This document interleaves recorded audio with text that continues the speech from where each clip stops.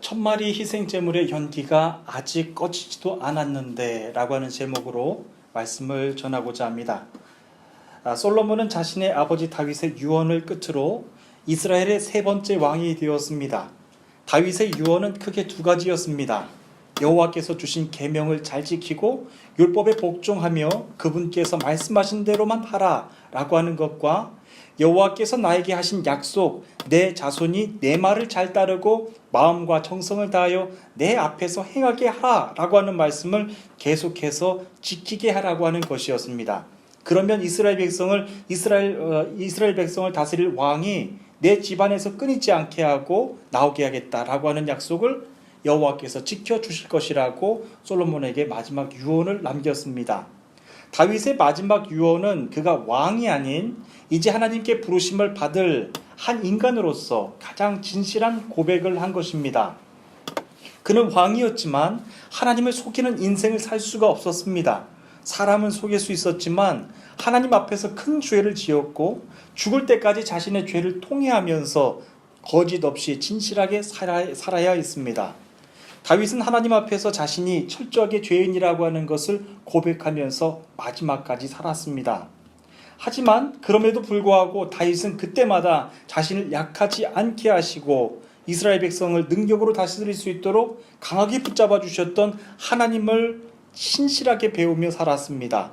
그러니 신실하신 하나님, 진실하신 하나님을 이제 아들인 솔로몬 네가 계속해서 잘 섬기며 나아가라고 하는 것이 다윗의 마지막 유언이었습니다. 솔로몬에게 다윗의 마지막 유언은 정말로 큰 복이었습니다. 세상의 아버지가 아들에게 물려줄 수 있는 유산들이 많지만 가장 중요하고 귀한 것은 생전에 아버지가 만났던 그 하나님을 아들에게도 그대로 물려주는 것이기 때문입니다. 하나님은 다윗의 유언대로 솔로몬 그의 아들을 크게 축복해 주셨습니다. 그리고 이스라엘을 잘 다스릴 수 있도록 다윗과 함께 해주셨던 것처럼 솔로몬도 지켜주셨습니다. 하지만 오늘 본문을 시작하면서 보는 솔로몬의 모습은 다윗의 유언과는 전혀 다른 모습이었습니다. 그는 하나님이 아닌 세상을 더 많이 사랑했습니다. 그리고 더 많이 의지했습니다. 하나님의 능력이 아닌 왕으로서의 권력을 더 자랑했습니다. 그는 왕이 되자마자 자신의 왕권에 도전하는 사람들을 모두 죽여버렸습니다. 그리고 국제 정치 무대에서도 자신의 권력을 더 넓혀가기 위해서 하나님을 믿지 않는 애굽 왕의 딸과도 결혼을 했습니다. 이는 실제로도 고대 근동의 초강대국과 맺은 결혼 동맹으로 솔로몬의 위치는 상상도 할 수 없을 만큼 높아졌을 것임에 분명합니다. 저는 이제 이 말씀을 본문을 다 함께 읽음으로 하나님께서 주시는 오늘 말씀을 전하기를 원합니다. 다 함께 1절부터 말씀을 함께 보시겠습니다. 1절부터 4절까지 있는 말씀을 다 함께 읽겠습니다. 시작. 솔로몬이 이집트 왕 파라오와 조약을 맺고 그의 딸과 결혼하여 그녀를 다윗성으로 데려왔습니다. 솔로몬은 자기 왕궁과 여호와의 성전과 예루살렘 성벽을 완공할 때까지 그녀를 다윗성에서 살게 하였습니다. 여호와의 이름을 위한 성전이 아직 지어지지 않은 때였으므로 그때까지 백성들은 제각기 산당에서 제사를 드렸습니다. 솔로몬은 여호와를 사랑했고 자기 아버지 다윗의 교훈을 잘 지켰지만 여전히 산당에서 제사를 드리며 향을 피웠습니다. 솔로몬이 왕이 제사를 드리려고 기본으로 갔습니다. 그곳에는 가장 유명한 산당이 있었는데 솔로몬은 1000마리의 짐승을 잡아 제단에서 태워드리는 제사를 드렸습니다. 아멘. 본문은 솔로몬이 이집트 왕 파라오와 조약을 맺고 그의 딸과 결혼해서 그녀를 다윗성으로 데려왔다는 말씀입니다. 자신이 국제 무대에서 영향력을 더 넓혀가기 위해서 우상을 섬겼던 이집트와 결혼 동맹을 맺은 것입니다. 참으로 아이러니하게도 우상을 섬기는 이방 나라 왕의 딸과 결혼하는 이 말씀에 이어서 솔로몬은 하나님께 1000번째 제사를 드립니다. 아마도 국내에서 신앙생활을 오랫동안 해오신 분들은 교회에서 1000번째에 대한 귀한 마음을 가지고 계실 것이라고 생각을 합니다. 저의 경우에도 하나님이 주시는 지혜로 목회를 잘할 수 있도록 매 주일마다 1000번째 예물을 드릴 때가 참 귀하게 남아 있습니다. 똑같은 예물을 드리더라도 하나님께 천번의 마음을 구별해서 드리는 것이기 때문에 여느 예물과는 정말로 다르게 다가옵니다. 그렇다면 그 먼 옛날 솔로몬이 1000번째 예물을 드렸을 때 그의 마음은 어떠했을지 궁금합니다. 솔로몬이 드렸던 1000번째에 대한 말씀이 본문 4절에 기록되어 있는데요. 먼저 우리가 알 수 있는 것은 솔로몬이 드렸던 1000번째는 희생 제물을 1000번을 구별해서 드리는 것이 아니라 한 번에 1000마리의 짐승을 잡아 제단에서 함께 태워드리는 제사였다라고 하는 것을 알 수 있습니다. 아마도 그 광경이 대단했을 것입니다. 우리도 얼마 전에 양을 잡으며 희생 제사를 드리는 무슬림들의 대명절 쿠르반 바이람을 지났는데요. 직접 양을 잡는 집도 있지만 보통은 정육점에서 양을 구입해서 희생 제사를 드립니다. 가끔씩은 무슬림들의 집 마당에서 양을 직접 잡는 장면도 보는데 저도 몇 해 전에 그 처음 장면을 보고서 놀란 기억이 있습니다. 그런데 솔로몬이 드린 1000번째는 짐승을 한두 마리 정도가 아니라 1000마리 짐승을 한 날 잡아서 제사를 드린 것입니다. 그러니 제사를 드리는 그 주변이 얼마나 장관을 이루며 대단했을지 상상이 가지 않습니다. 여러분도 한번 상상해 보십시오. 짐승만 1000마리입니다. 1000마리의 짐승을 잡는 사람들과 직접 짐승을 태워서 제사를 드리는 사람들, 그리고 그 제사에 참석했던 사람들 모두 한번 생각을 해보면 그 자리는 아마 장관을 이루었을 것입니다.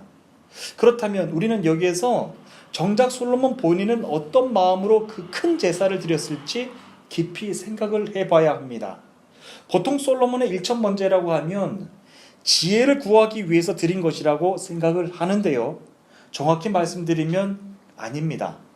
솔로몬이 지혜를 구한 것은 1000마리 짐승을 태워드리는 제사를 드린 다음 그날 밤 꿈속에서 나타나신 여호와께 구한 것입니다.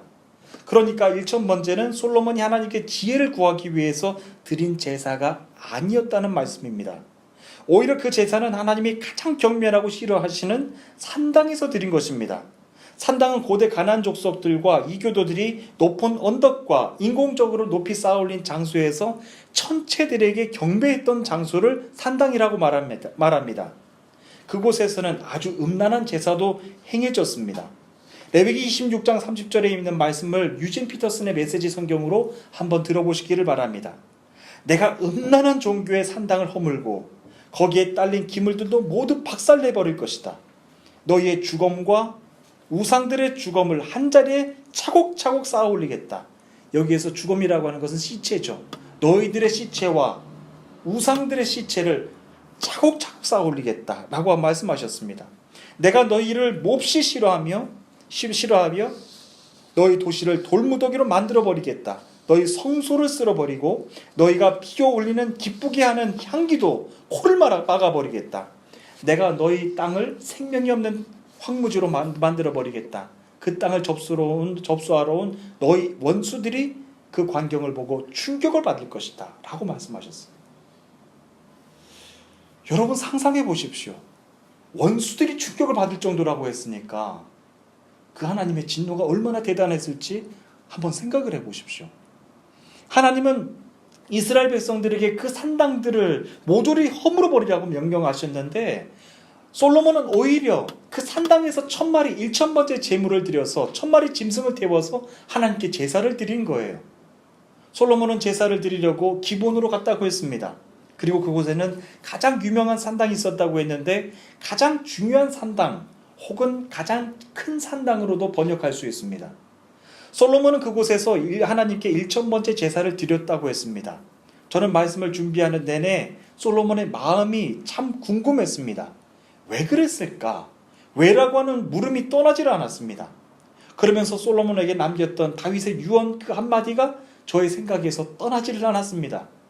아들아, 여호와께서 주신 계명을 잘 지키고 율법을 복종하여 그분께서 하신 말씀대로 하라. 여호와께서 나에게 하신 약속, 내 자손이 내 말을 잘 따르고 마음과 정성을 다하여서 내 앞에서 행하게 하라 아들아 라고 하는 것이 다윗의 마지막 유언이었는데 다윗은 전혀 그렇지 않았다라고 하는 것이죠.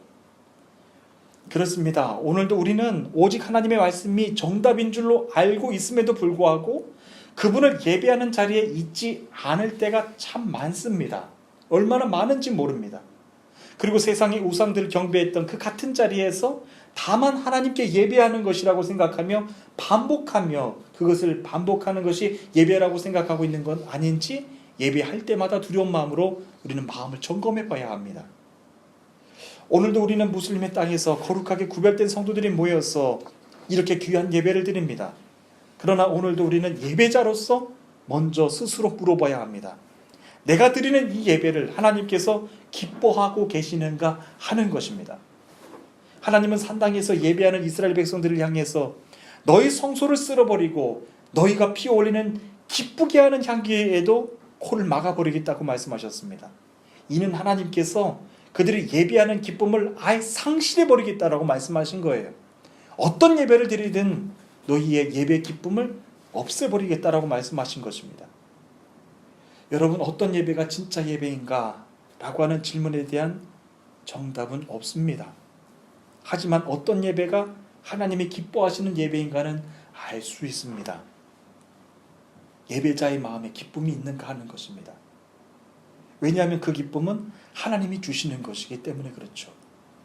하나님께서 만약에 예배하는 자들의 마음에 기쁨을 상실케 하신다면 어떤 화려한 예배를 드리건 어떤 큰 예배를 드리든 그 예배자는 예배 기쁨이 없는 거예요. 저는 여러분이 하나님을 예배하시는 모든 곳에서 하나님께서 주시는 영적인 기쁨이 날마다 가득해서 넘치시기를 축복합니다. 그 기쁨으로 인해서 여러분들의 가족이 행복하시기를 바라고 병든 영혼들, 상한 심령들에게까지도 하나님의 그 예배의 치유하심이 그들에게도 나타날 수 있게 되기를 간절히 축복합니다. 여러분 그렇게 예배의 은혜를 받으면서 살아가시는 분들이 되시기를 간절히 축복합니다. 우리 이어서 5절부터 10절까지 있는 말씀을 다 함께 읽겠습니다. 5절부터 10절까지 있는 말씀입니다. 함께 읽겠습니다.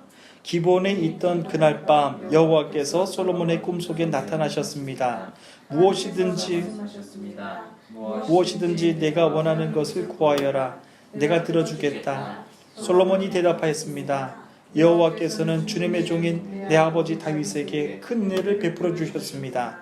다윗은 주님 앞에서 진실되고 공의로우며 정직한 마음으로 살았습니다.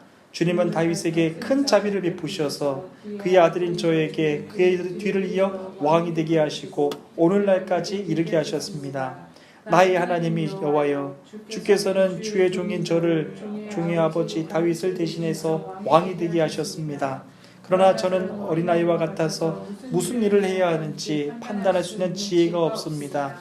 그럼에도 불구하고 주의 종인 저에게 주님께서 선택하신 수많은 백성을 다스리도록 하셨습니다. 저에게 주님의 백성을 다스릴 수 있도록 옳고 그름을 판결할 수 있는 지혜를 주십시오. 주께서 자유를 주시지 않으시면 이렇게 많은 주님의 백성을 어떻게 다스릴 수가 있겠습니까? 주께서는 솔로몬이 지혜를 달라고 하자 기뻐하셨습니다. 아멘. 이어지는 말씀을 보면 하나님의 은혜가 정말 놀랍습니다. 솔로몬은 왕이 되고 나서 하나님이 기뻐하시지 않는 일들을 참 많이 했습니다. 하나님은 절대로 이방 여자들 가운데서 누구와도 결혼하지 말라고 하셨는데 솔로몬은 자기 권력을 위해서 우상을 섬기는 이집트 왕의 딸과 결혼을 했습니다. 참 신기합니다. 하나님이 그렇게 경멸하고 싫어하시는 것을 솔로몬은 한 번의 기도도 하지 않고 이집트 왕의 딸과 결혼을 했습니다. 그리고 하나님은 당신이 경멸하고 싫어하시는 산당을 모두 쓸어버리라고 하셨는데 솔로몬은 오히려 다른 것도 아닌 산당에서 1,000번째 제물을 드린 거예요. 얼마나 하나님께 모욕을 드린 것입니까? 솔로몬이 아무리 왕의 위치에서 그 일을 했다고 하더라도 하나님이 버리시면 그 이전에 사울왕이 버림받았던 것처럼 솔로몬도 한날에 충분히 하나님께서 버리실 수 있는 큰 죄악을 행한 것입니다.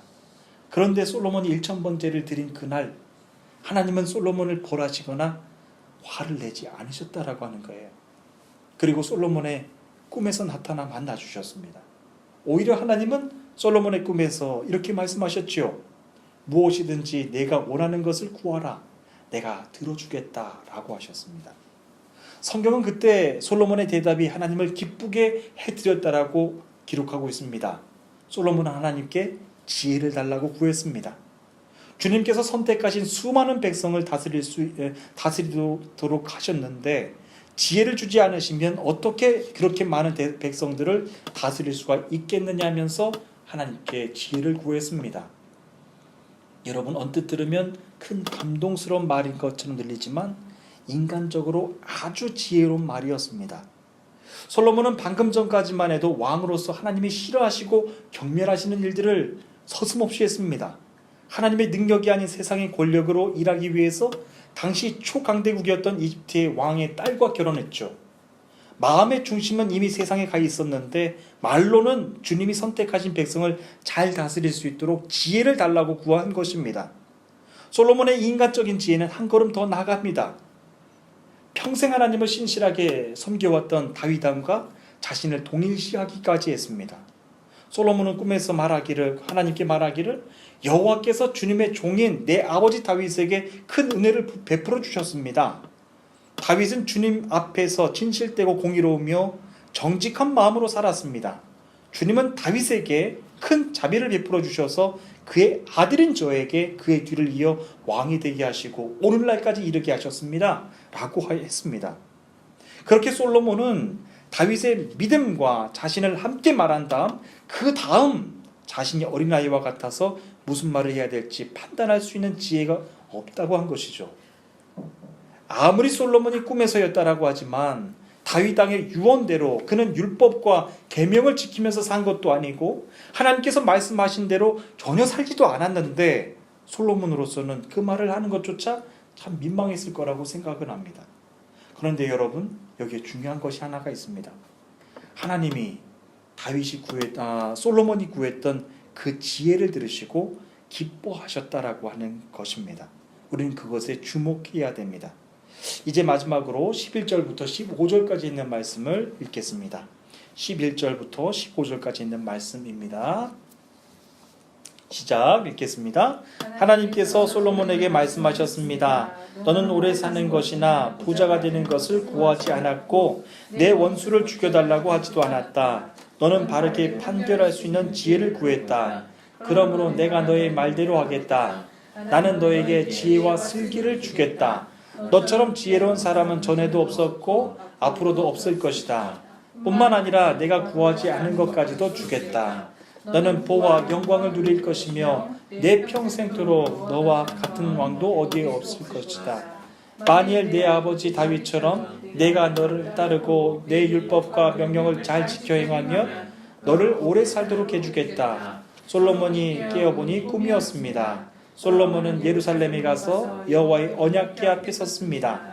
그는 여호와께 태워드리는 제물인 번제물과 화목제를 바치고 모든 신하들에게 잔치를 베풀었습니다. 아멘. 지금까지 솔로몬이 하나님께 구했던 것은 지혜였습니다. 하지만 솔로몬은 이미 세상적으로도 충분히 지혜로운 사람이었습니다. 당시 국제 정세를 읽었던 시야를 봐도 솔로몬은 결코 작은 사람이 아니었습니다. 그는 설령 하나님의 말씀대로 살지 않았다고 하더라도 상황에 따라 하나님께 어떤 말을 해야 되는지 그리고 어떤 말은 삼가해야 되는지를 너무나도 잘 알았던 지혜로운 사람이었습니다. 참 궁금합니다. 사람이 보더라도 얼마 정도만 그를 깊이 살펴보면 그가 진실한지 혹은 진실하지 않은지 잘 알 텐데 하나님은 솔로몬이 구한 지혜를 기뻐하셨다라고 하는 것입니다. 그러면서 지혜를 가진 사람이 세상과 다른 것이 무엇인지도 말씀하셨습니다. 세상은 부자가 되기를 바란다. 그리고 자신의 원수를 없애달라고 한다. 라고 하는 것이죠.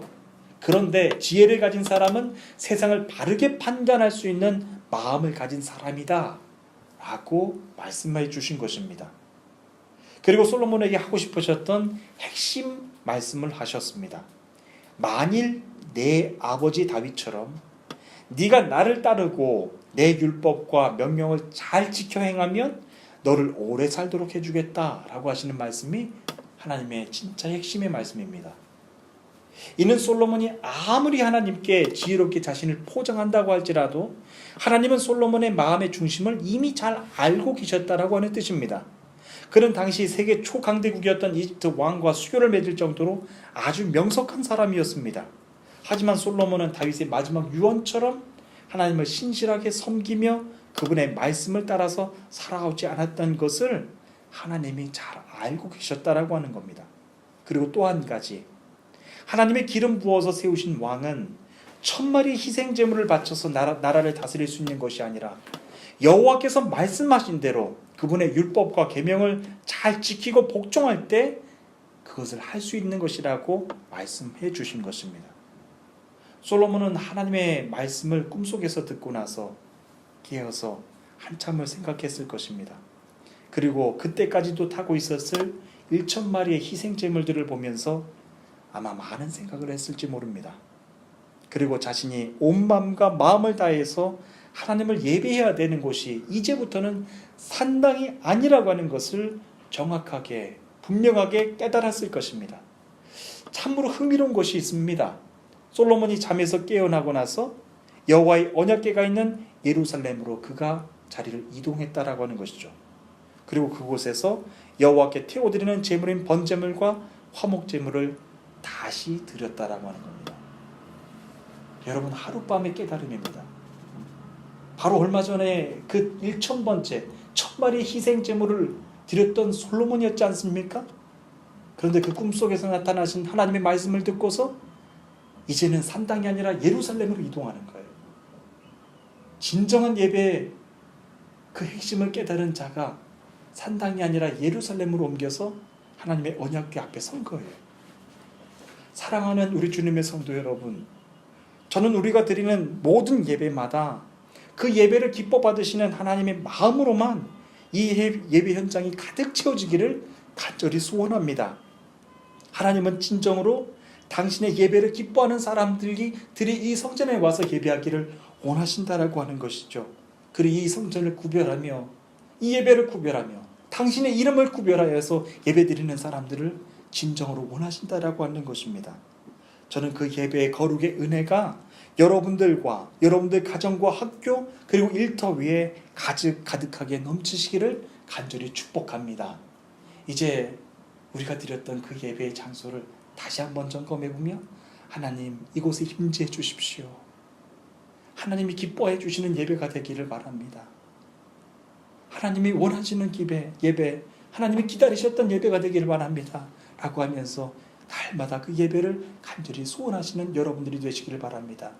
그럴 때 하나님은 예배하는 자들에게 그래, 네가 구하지 않는 것까지 줄 거야. 세상에서 명성을 줄 것이며 세상에서 너희들을 감히 대할 수 없는 그 권력도 너에게 줄 것이다 라고 말씀해 주시는 거예요. 예배로 하나님을 만나시며 예배로 하나님께 귀한 하늘의 신령한 복과 은혜를 누리며 살아가는 저와 여러분들 되시기를 간절히 축복합니다. 다 함께 기도하시겠습니다.